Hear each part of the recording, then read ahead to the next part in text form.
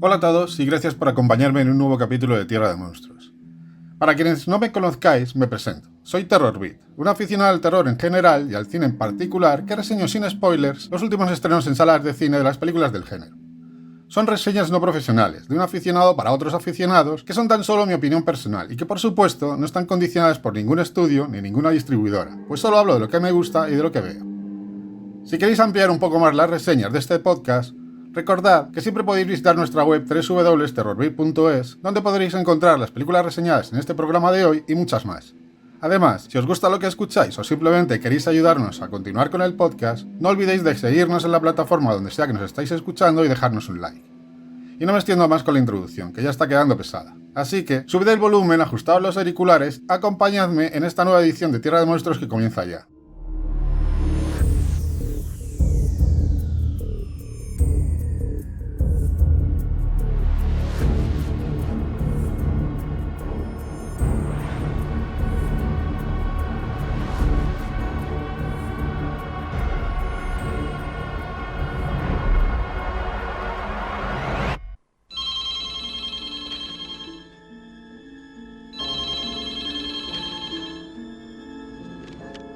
Diga.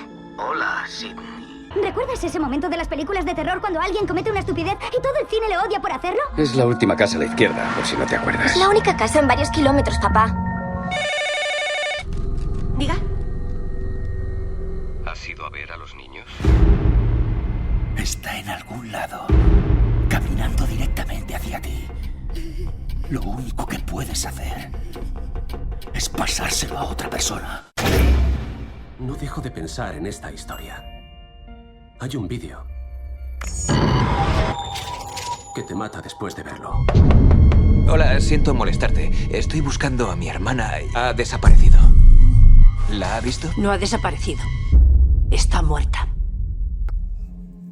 En la década de los 90, la cadena británica BBC emitió un telefilm especial durante la noche de Halloween que llevaba por título Ghostwatch. Este telefilm, que se presentó como un programa informativo en directo, mostraba a un equipo de expertos paranormales que investigaban una casa embrujada. Durante la emisión, los espectadores podían llamar para compartir sus propias experiencias paranormales o comentar lo que estaban viendo en el programa. En realidad, toda la producción fue un elaborado proyecto concebido en un principio como una serie de televisión por el director Leslie Manning y sobre todo el guionista Stephen Volk, quien por aquel entonces ya había escrito un par de películas de cierto prestigio en el género, como Gothic de Ken Russell o La tutora de William Friedkin. Para muchos estudiosos, Ghostwatch está considerado como la fuente de inspiración del subgénero del metraje encontrado, que popularizase 7 años más tarde la película El proyecto de la bruja de Blair, donde también podíamos ver ese tipo de escenas que muestran a un equipo de investigación aterrorizado fuera de sí y corriendo cámara en mano filmando incidentes paranormales que nunca llegan a ser vistos por completo. Ghostwatch, además, también añadió un grado extra de realismo al utilizar rostros televisivos de forma internacional, como el presentador Michael Parkinson, y al incluir personas reales junto con actores profesionales que desconocían que estaban siendo filmadas para una película. Incluso llegó a utilizar algunas llamadas reales de los telespectadores entremezcladas con otras que sí habían sido pregrabadas. Volvemos en 5, 4... Pero ahora, con ustedes el señor Medianoche, Jack Delroy. Buenas noches, búhos nocturnos, y gracias por permitirme entrar en sus salas de estar una vez más. Galardonado en la pasada edición del Festival de Sitges con el premio al mejor guión y adquirida por Filmin para su distribución en nuestro país, el último Late Night de los hermanos Cameron y Colin Kearns se inspira abiertamente en el telefilm de Leslie Manning. Presentada bajo la apariencia de un falso documental narrado por el actor Michael Ironside, la historia sigue a Jack Delroy, interpretado por David Dastmalchian, el presentador de un programa de entrevistas nocturno norteamericano en decadencia, quien, intentando recuperar su audiencia, entrevista a la autora de un libro sobre el diablo durante la emisión de un programa especial en directo la noche de Halloween de 1977. Con la autora, interpretada por Laura Gordon, también acude a la entrevista una adolescente que ha sobrevivido al suicidio colectivo de un culto satánico y en la que está basado el libro y que supuestamente está poseída por un demonio. Tenemos un programa muy interesante esta noche, búhos nocturnos, y estoy deseando que vean cómo se desarrolla ante sus ojos. Espero que les encante. Espero y deseo que les encante. Estoy intentando conducir un late night de emisión nacional. Y yo estoy intentando ayudarte a que siga en la parrilla. Es muy importante que nuestros patrocinadores estén contentos, pero en mi humilde opinión solo hay una persona que de verdad importa en este negocio del horror. Y es usted, el espectador. En términos de trama, el último Late Night no difiere mucho de la mencionada Ghostwatch. Los directores y guionistas Cameron y Colin Kearns logran extraer muchas de las premisas narrativas del telefilm y trasladarlas a una década de los 70 marcada por la crispación social post-Vietnam y el llamado Satanic Panic.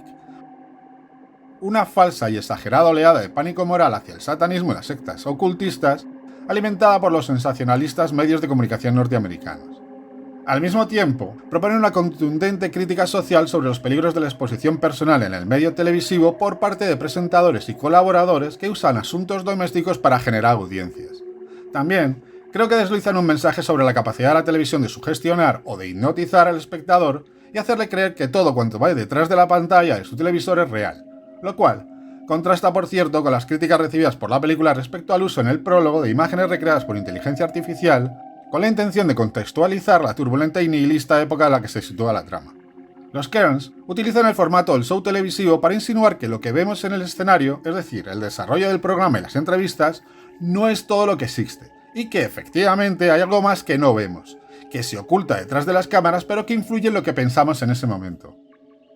Por ejemplo, un par de espectadores entre el público del programa que aparecen disfrazados de diablo y de esqueleto respectivamente y que son mostrados a lo largo de la película en distintos escenarios, o una mujer que lleva un pañuelo en la cabeza similar al de la difunta esposa de Delroy. Todo ello creo que apoya esa sugerencia sobre la presencia de una especie de actor en la sombra que influiría en los espectadores a la hora de entender por dónde o hacia dónde se encamina la trama. Estás jugando con cosas que no entiendes. Oh, en Búhos Nocturnos pensamos que es muy importante tener una mente abierta. Demos la bienvenida a la doctora June Ross Mitchell y a Lily, la joven protagonista del libro Conversaciones con el Diablo. No creo que sea buena idea, Jack. Cada vez se muestra más impredecible. Por eso hacemos televisión en directo. Señoras y señores, van a ser testigos de lo nunca visto en televisión. Vamos a intentar comunicarnos con el diablo.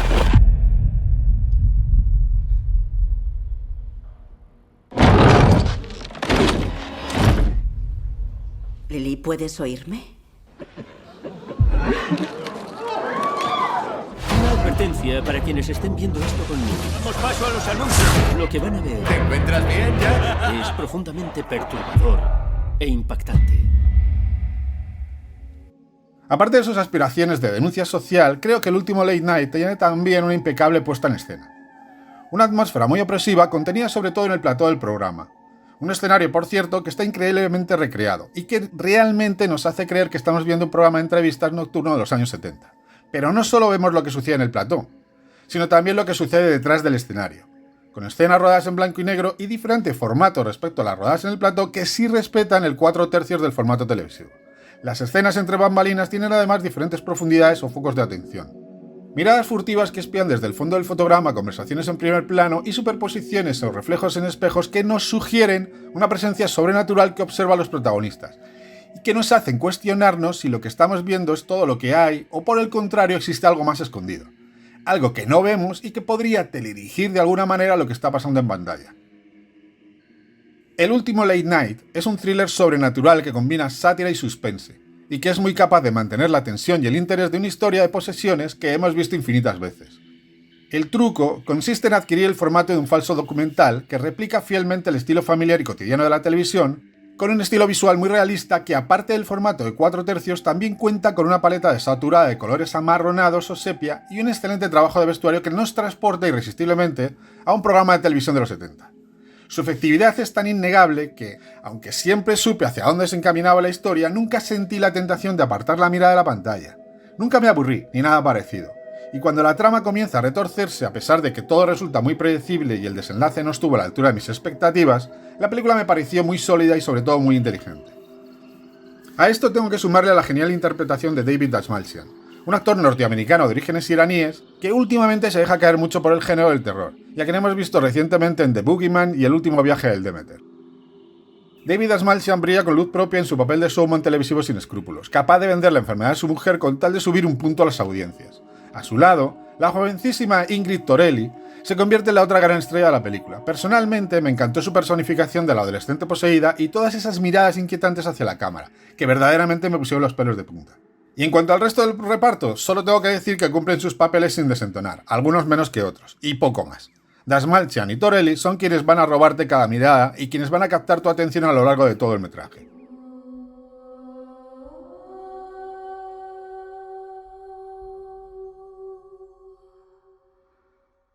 Para ir terminando esta reseña sin spoilers del último Late Night, uno de sus puntos más débiles, aparte de lo predecible de su trama, es su caótico desenlace. A mi parecer, me pareció extremadamente confuso y me sentí algo desorientado con él, sobre todo hacia su segunda parte, pero no quiero adelantarme. Después de que los hermanos Kearns nos hayan hecho recorrer casi todos los lugares comunes de su género de posesiones, creo que el caos del clímax nos hace perder gran parte de la atención que le hemos dedicado al resto de la película. El desenlace se encuentra separado como en dos partes. La primera está basada puramente en la aparición de unos efectos visuales que no habían sido utilizados hasta ahora y que me recordaron a la escena más icónica del clásico Scanners de David Cronenberg. Toda la atmósfera de tensión y sobre todo ese tono ambiguo respecto a la posesión y a la veracidad de lo que estamos viendo, desaparecen de repente y son reemplazados por una inesperada explosión de sangre y truculencia que me sorprendió. Y aunque me pareció de alguna manera catártica, creo que desentona completamente con el resto de la película. Y el problema se agrava en la segunda parte del final, creo que más desquiciada y más surrealista si cabe, y que ya parece totalmente fuera de lugar. Un final del que por supuesto no voy a extenderme mucho más, pero sobre el que los hermanos Kearns han ido dejando pistas a lo largo del metraje para prepararnos para lo que vamos a ver y que no resulte tan chocante. Pero creo que minimiza la sensación de autenticidad conseguida hasta el momento. Como conclusión, no quisiera despedir estas reseñas sin comentar que la prestigiosa revista Variety informó que el último Late Night había recaudado la escalofriante cifra de $666.666 en su primer fin de semana. Por mi parte, pienso que se trató de un astuto truco de marketing diseñado para grabar esta película en la memoria colectiva de los aficionados a lo sobrenatural y poco más. A pesar de este curioso detalle, el último Late Night no se trata de una película que necesite de ningún truco para ser recordada. En mi opinión, es una de esas películas que no deberías dejar de ver este año, y que si lo haces, seguro que te arrepentirás más adelante.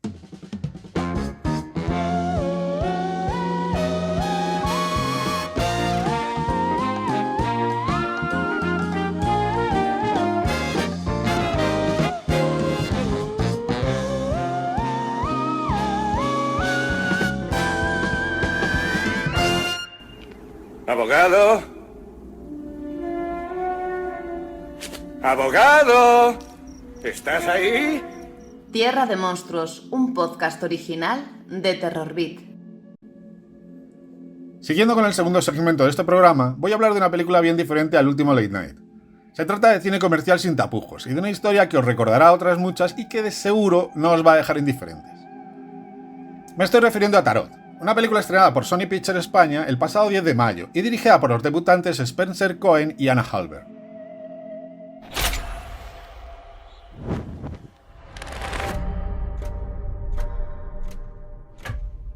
Cartas en un círculo. En el centro una más. Y con la última que queda, tu lectura iniciarás. Da miedo, la verdad. Ya, la baraja es muy rara. ¿Dónde la encontraste? Dicen que nunca hay que usar una baraja que sea de otro. Da igual. ¿Quién quiere empezar? Cuando en la década de los 90 la editorial HarperCollins publicó una colección de novelas de terror juvenil que llevaba por título Horror High, en esta se incluía Horoscope, una novela corta firmada por Nicholas Adams, que es el seudónimo bajo el que se integra a tres escritores diferentes como John Peel, James D. McDonald y Deborah Coyle, y que narra la historia de un asesino en serie que aterroriza a los estudiantes de un instituto de secundaria y que elegía a sus víctimas fijándose en su signo zodiacal y en el horóscopo del día. Una trama bastante sencillita que no parece invitar a hacer nada más con ella que leerla, quizás durante una jornada de piscina, ahora que estamos en época veraniega, y olvidarla al día siguiente. Partiendo de la premisa principal de Horoscope, los guionistas Spencer Cohen y Anna Halber han pensado que podrían aportar algo nuevo a una historia tan trillada y han decidido llevarla a la gran pantalla, utilizando el concepto de las cartas del tarot como hilo conductor de una serie de muertes, pero ignorando por completo el público objetivo juvenil, el escenario de instituto y el resto de los acontecimientos de la novela. La norma respeta y el peligro rehuye. ¿Hola? No uses la baraja que de otros se intuye. ¿El infierno?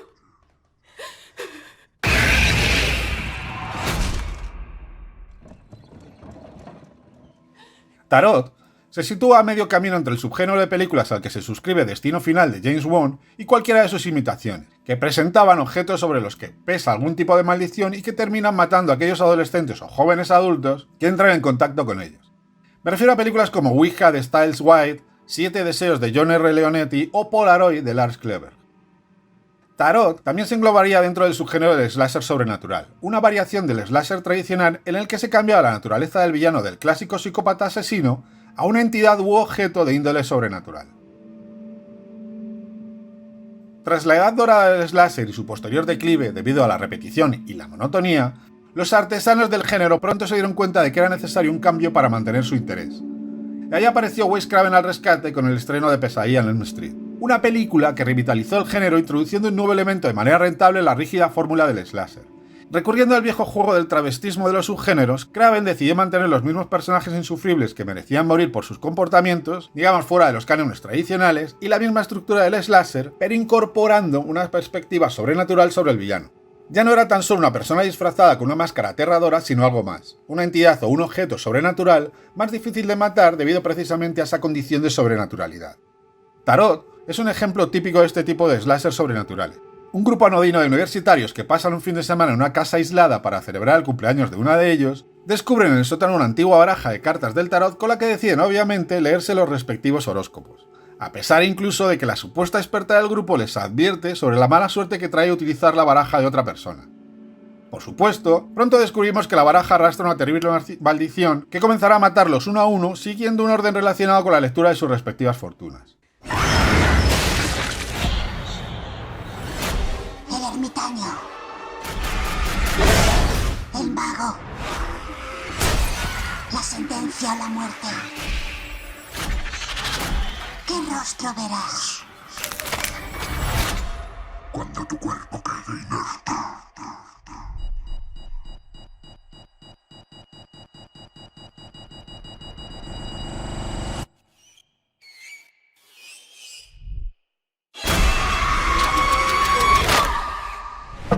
¿El siguiente?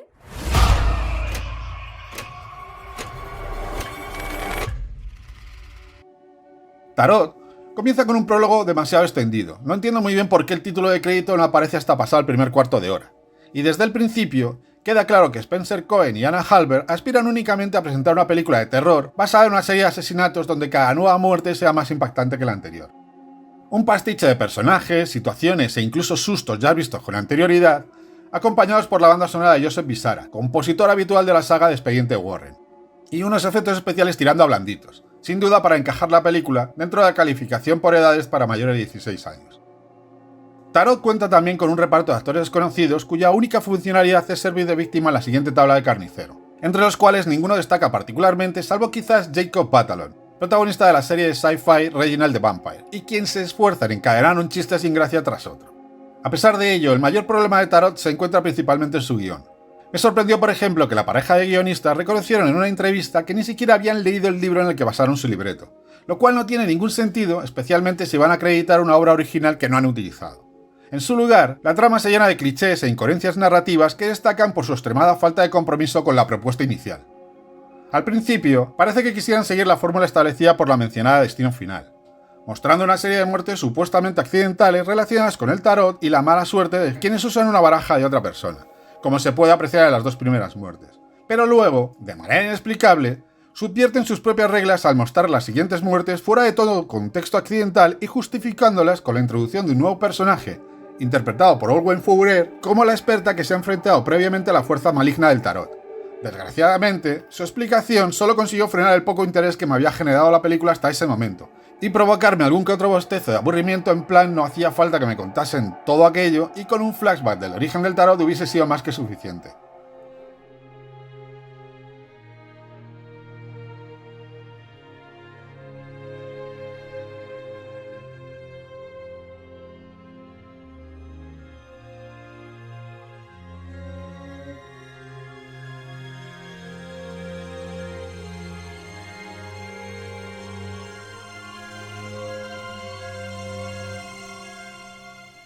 A mi entender, pienso que Spencer Cohen y Anna Halbert ni siquiera se esfuerzan en crear personajes que parezcan del mundo real, o al menos que reaccionen de manera natural a una amenaza que está acabando con ellos. Lo único que hacen es consultar en internet lo que van a hacer juntándole en el buscador las palabras asesinatos y tarados, lo cual es sumamente ridículo. Son personajes muy vacíos, como una casa con todas las luces encendidas pero sin nadie dentro. Y esto se refleja en la insufrible sucesión de diálogos terriblemente tontos con los que nos bombardean. Por ejemplo, Jacob Batalon diciendo que existen podcasts de asesinatos porque muchísima gente muere asesinada.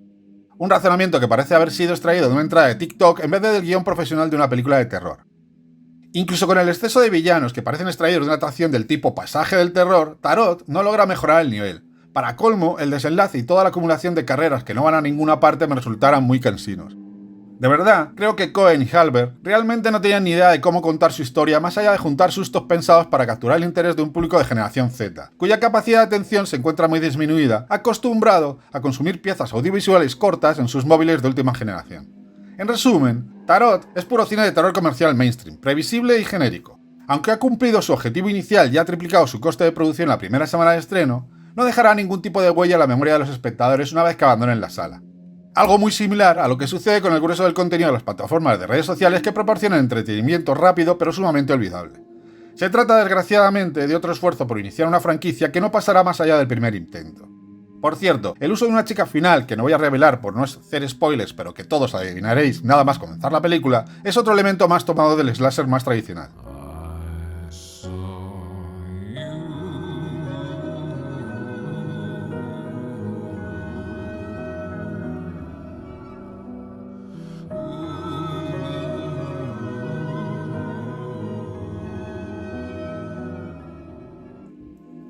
Desde que el cine es cine, han existido películas que tratan sobre el proceso de hacer otras películas. Y como ello va a ser menos, el cine de terror también ha explorado con cierta frecuencia este concepto utilizando el entorno del cine como premisa narrativa en la que basar historias de miedo, o simplemente como el escenario principal en el que suelen ocurrir fenómenos terroríficos, ya sean sobrenaturales o de otra índole. Las películas de terror que están ambientadas en la realización de otras películas abarcan una amplia variedad de subgéneros y estilos.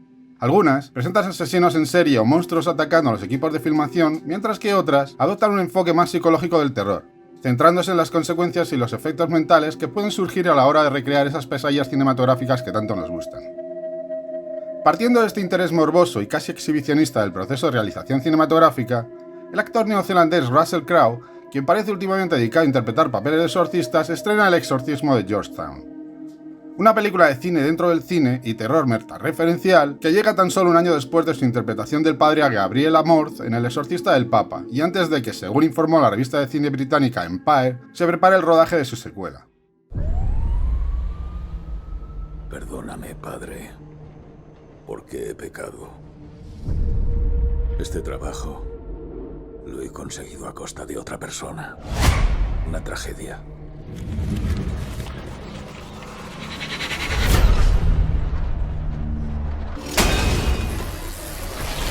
¿Cómo he llegado aquí?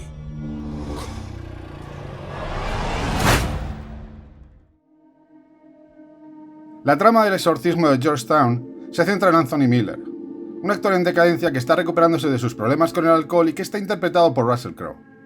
Para olvidarse de su adicción y con la intención de relanzar su carrera, Tony acepta el papel de un sacerdote exorcista en una película de terror muy particular, pues parece ser un remake del clásico El exorcista, después de que el actor originalmente elegido muriera en circunstancias aún no esclarecidas.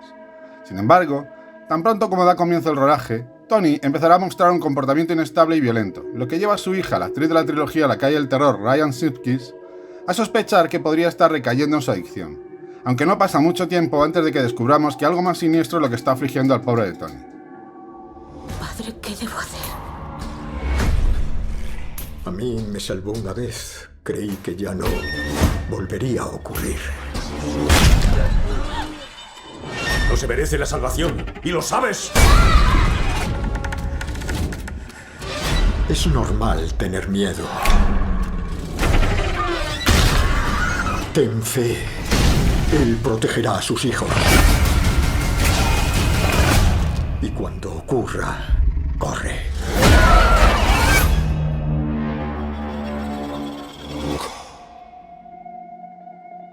Con referencias tan diversas como la película italiana La posesión del gato negro de Luigi Cozzi, donde Florence Gere interpreta a una actriz que comienza a sospechar que está poseída por el espíritu de una temible bruja durante el rodaje de una película basada en su leyenda, o de la japonesa Rinne de Takashi Shimizu, en la cual una actriz padece por horribles pesadillas y alucinaciones mientras rueda una película de terror ambientada en un hotel donde ocurrió una serie de atroces asesinatos. El exorcismo de Georgetown se presenta a priori como una interesante propuesta, dirigida y escrita por Joshua John Miller, conocido por los aficionados del género por ser el guionista de Las últimas supervivientes y nada más y nada menos que ser el hijo del actor Jason Miller. El mismo Jason Miller que interpretó al padre Carras en El exorcista de William Friedkin. Viendo que tenemos entre manos a los Miller, las conexiones metatextuales con el film de Friedkin empiezan desde antes incluso de empezar a rodar esta película. Aunque la verdad es que el clásico nunca se menciona explícitamente en la película, los más atentos sin duda pillarán las muchas pistas que se van dejando durante el metraje. Por ejemplo, la propia Ryan Simpkins hace una alusión indirecta preguntando si van a hacer un remake antes de interrumpirse y quedar sin mencionar el título. Un título que, por otra parte, podemos leer en la cabecera del guión que tiene entre las manos y que lleva el escueto nombre de Proyecto Georgetown, siendo Georgetown la ciudad donde se desarrollaron los acontecimientos del exorcista. Todo este juego de complicidad metareferencial consigue, a mi parecer, que la intrahistoria que existe detrás del exorcismo de Georgetown se siente incluso más interesante que la película en sí misma. Algo similar a lo que ocurrió con La sombra del vampiro, otra producción metareferencial que construía su relato en torno a los rumores surgidos durante el rodaje del clásico Nosferatu, y que sugería que el actor Max Schreck era en realidad un vampiro. Una idea inspirada en la manía de Schreck de no quitarse nunca el maquillaje del conde Orlok, lo que le llevó al resto del elenco a creer que era un vampiro de verdad y que el propio director Murnau nunca desmintió, alimentándolo incluso como si fuera un ardid publicitario.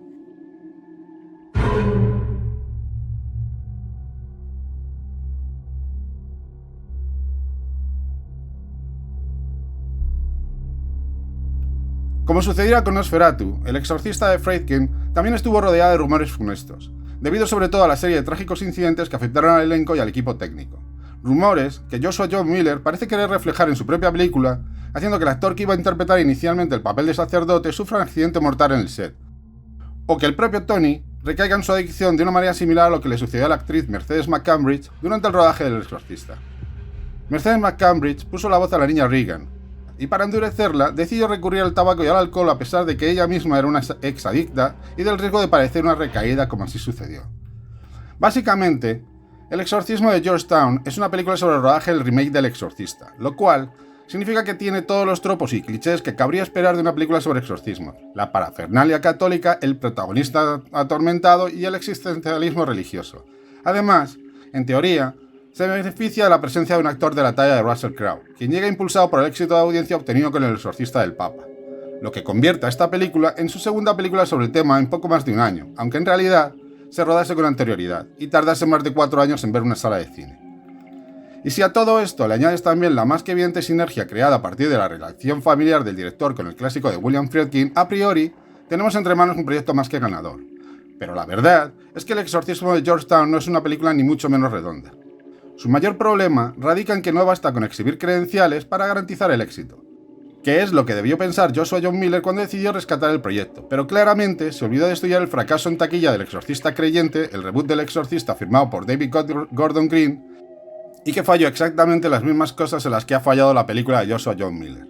En mi opinión, El exorcismo de Georgetown es una película que se divide claramente en dos partes, y una mucho mejor que la otra. En la primera mitad se muestra de manera convincente a un actor atormentado, cuyos fantasmas personales lo convierten en el candidato perfecto para albergar una oscuridad interior. En esta parte, abunda el drama familiar y se establece la relación entre Tony y su hija adolescente. Tiene también un fuerte tono psicológico, girando todo alrededor de la adicción de Tony y sus esfuerzos por recuperarse. Sin embargo, los problemas tanto de guión como de tono comienzan a surgir a medida que avanza la historia y nos adentramos en la segunda mitad. Una vez que se revela la naturaleza de lo que atormenta a Tony, Joshua John Miller cae en la tentación de abandonar el tono de terror psicológico para adentrarse de pleno en el de una típica película de posesiones demoníacas.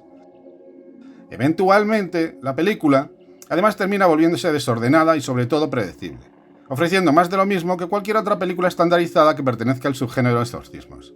Y lo peor es que tampoco parece tener un villano o un mal a la altura de las expectativas. Joshua John Miller no parece estar muy seguro de si quiere que el mal sea psicológico, es decir, que esté en la cabeza de Tony, como parece querer apuntar en la primera mitad, o demoníaco, como finalmente se presenta en la segunda y en el apresurado desenlace. Resulta evidente que El exorcismo de Georgetown es una película mucho más interesante cuando se centra en el estudio del dolor y la autodestrucción de Tony. El meticuloso enfoque de Joshua John Miller para construir la tensión de manera pausada al principio proporciona los mejores momentos y sirve como el vehículo perfecto para Russell Crowe, quien sabe aprovechar y llenar la pantalla con su presencia. Sin embargo, cuando Crowe tiene que elevar la intensidad de su interpretación, creo que su actuación descarrila y se vuelve cansina y repetitiva. Todos esos primeros planos de sus ojos fulgurantes para convencernos de que está poseído resultan demasiado monótonos. Aunque lo peor llega cuando lo vemos contorsionarse con crujido de huesos incluido, echando por la borda cualquier oportunidad de dar auténtico miedo. Por su parte, el resto del reparto tampoco resulta demasiado atractivo, y ni Ryan Jenkins ni Sam Worthington aprovechan demasiado sus minutos en pantalla. Para ir terminando con la reseña, en mi opinión, El exorcismo de Georgetown es un aburrido thriller metapsicológico, carente de sustos de verdad y con un mensaje superficial sobre la adicción y la culpa, que me interesó algo al principio, pero luego no me aportó nada nuevo a la película. Me da la impresión de que Joshua John Miller ha querido explorar como premisa narrativa para su propia película de terror el azaroso rodaje del exorcista y la naturaleza supuestamente sobrenatural de los diversos accidentes que padeció el equipo técnico y que culminaron en 4 muertes y una lesión de columna que pudo acabar con la carrera de Ellen Burstyn. Algo así como un intento de capitalizar el legado del clásico pero sin el sobrepeso que implica ser la secuela o el remake del mismo. Pero la verdad es que el resultado no se acerca a esto ni por asomo, y todo se queda en otra película de exorcismos del montón sin nada más que reseñar. Así que id al cine, echaros un par de sustos y olvidadla nada más terminar la función.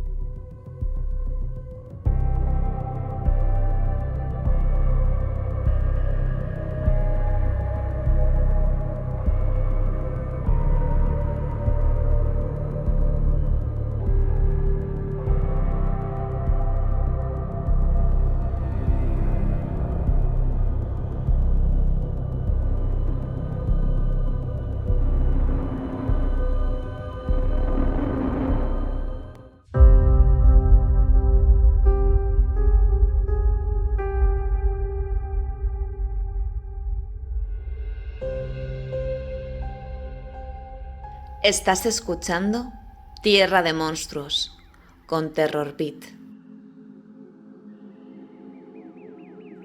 Como viene siendo habitual con la llegada del verano, se produce una curiosa proliferación de películas sobre tiburones asesinos, que todavía hoy intenta aprovechar el descomunal éxito del clásico Tiburón de Steven Spielberg. En general, se trata de producciones de bajo presupuesto cuyas pretensiones se limitan a completar la oferta de los catálogos de las plataformas de video streaming y tratar de superar en la medida de lo posible sus costes de producción. Ejemplos recientes incluyen Atrapados en el abismo de Claudio Fa y The Last Breath de Joaquin Heden, todas ellas distribuidas o a punto de ser distribuidas por plataformas como Netflix, Amazon Prime, etc. Y tal es el caso también de la última película dirigida por el francés Xavier Gens, uno de los precursores del nuevo extremismo francés, y de la que vamos a hablar a continuación. Ya tenemos señal.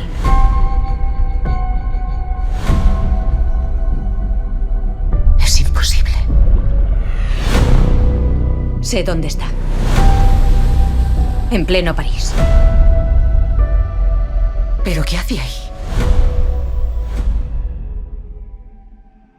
Entre los aficionados al cine de terror, Xavier Gens es sinónimo de horror extremo y de pocas concesiones. Nacido en Dunkerque, Gens debutó en la pantalla grande con Fronteras, una película que forma parte del grupo de film franceses que a comienzos del siglo XXI dieron origen a la corriente denominada Nuevo Extremismo francés. Hablamos de películas como Alta Tensión de Alexandre Aja, Ellos de David Moreau y Xavier Palud, Al Interior de Julien Maury y Alexandre Bustillo y por último, de Mártires de Pascal Lugier.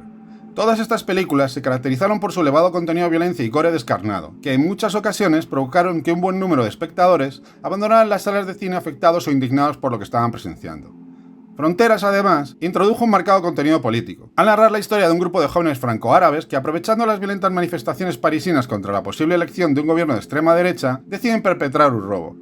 Durante su huida a la policía, son secuestrados y torturados por una familia de neonazis que viven en una despoblada zona rural del país.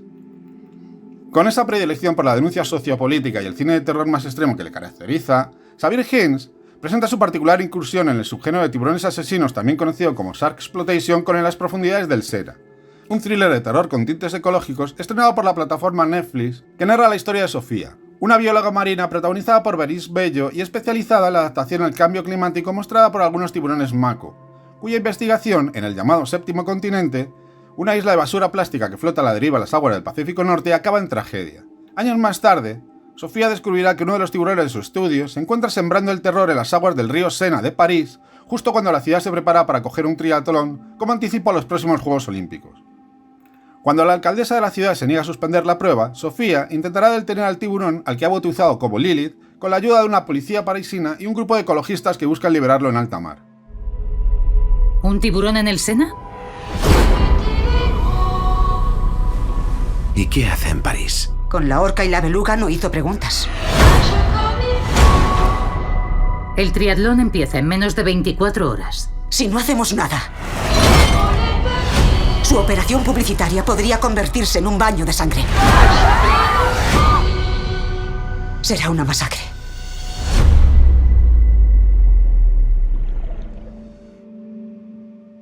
Con una propuesta argumental tan descabellada e inverosímil como la presencia de un tiburón en las aguas dulces del río Sena, podría confundirse con los bizarros blockbusters como Sharknado y sus imitadores. Sin embargo, Xavier Gens se aleja de esta serie de películas al tratar su película con toda la seriedad de la que es capaz, y en mi opinión, sorprendiendo incluso al presentar un producto moderadamente superior a la media. Evidentemente, el principal problema al que se enfrenta en las profundidades del Sena es su falta de originalidad.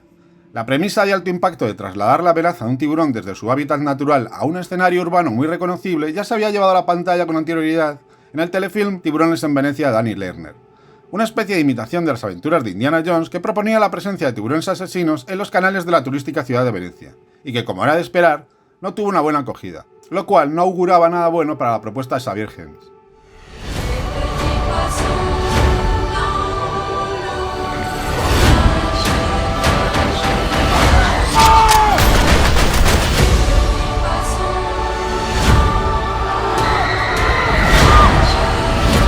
París es y siempre será una fiesta. ¡Una fiesta enorme!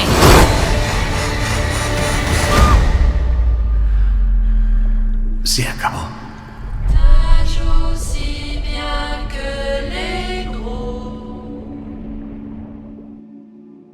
La trama en las profundidades del Sena sigue el mismo camino establecido por el clásico de Steven Spielberg, hace casi 5 décadas.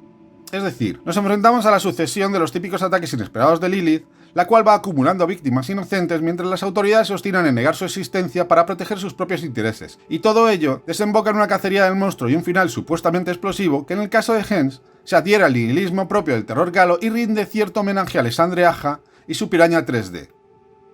El problema está en que a medida que avanza la trama y se acerca el momento de justificar lo que sucede en pantalla, el guión comienza a llenarse de agujeros de manera estrepitosa.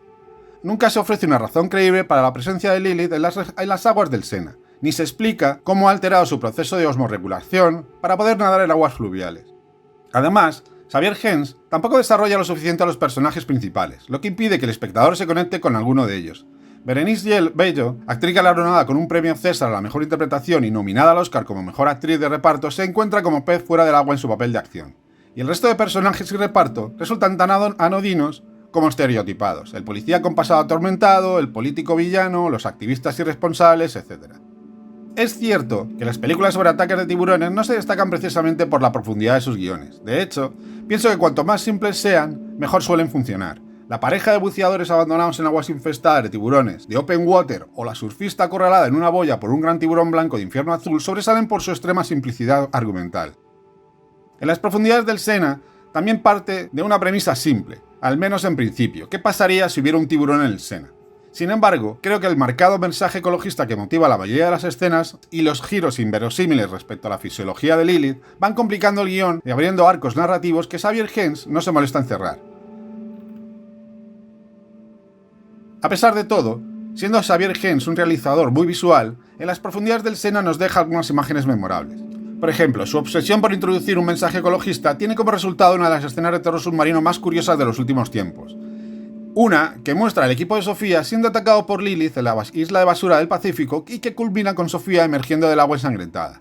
También me gustó mucho el ataque que se desarrolla teniendo como fondo las fantasmagóricas catacumbas parisinas y que convierte a un grupo de activistas ecológicos en carnada para tiburones en menos de la que canta un gallo. Escenas que elevan el atractivo de la película, que por lo demás tampoco es que depare muchas más sorpresas. En definitiva, los espectadores más habituados del cine de tiburones probablemente no se impresionen demasiado con En las profundidades del Sena. Después de todo, la obra de tiburón es muy alargada y tratar de replicar su éxito no resulta tarea sencilla. Sin embargo, aquellos que busquen una película sin complicaciones, típica de la oferta estival de Netflix, seguramente encuentren la película de Xavier Gens parcialmente entretenida.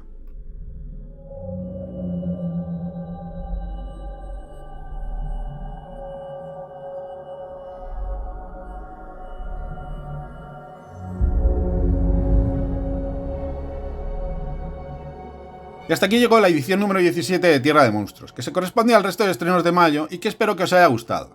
Si ha sido así, no dejéis de escribir vuestros comentarios en nuestras distintas redes sociales o en las plataformas donde escucháis habitualmente el programa. En cuanto a la música, está seleccionada las bandas sonoras de las películas reseñadas. Del último Late Night, compuesta por Glenn Richard, un músico australiano conocido principalmente por ser el guitarrista y cantante principal de la banda de rock Oggy March. Y de la partitura de Tarot, compuesta por un habitual del programa como es el californiano Joseph Bizarra, quien ha escrito las bandas sonoras de una buena parte de las producciones de Atomic Monster, la productora fundada por James Wan. La he extraído del Exorcismo de Georgetown, una partitura compuesta por el dúo Danny Bensi y Sander Jurians, ambos conocidos por su trabajo en la autopsia de Jane Doe y The Lodge, y de la banda sonora de En las profundidades del Sena, otra partitura coral compuesta por el trío de músicos franceses Anthony Damario, Alex Cortés y Edouard Dury-Gaudier. Respecto a la canción utilizada como fondo musical, me he decantado por un clásico del grupo alemán Tangerine Dream, y que lleva por título Side, que estaba incluida en el álbum del mismo nombre de 1972 y que se considera uno de los precursores del género musical conocido como Dark Ambient. Y nada más. Ya toca despedirme hasta el próximo programa, en el que hablaré de los estrenos correspondientes al mes de junio, y que grabaré seguramente durante mis vacaciones de verano, para ponerme al día con las películas que están en cartelera en estos momentos. Mientras tanto, aprovechad vuestro verano para ver esas películas de terror que aún tenéis pendientes y sed muy felices.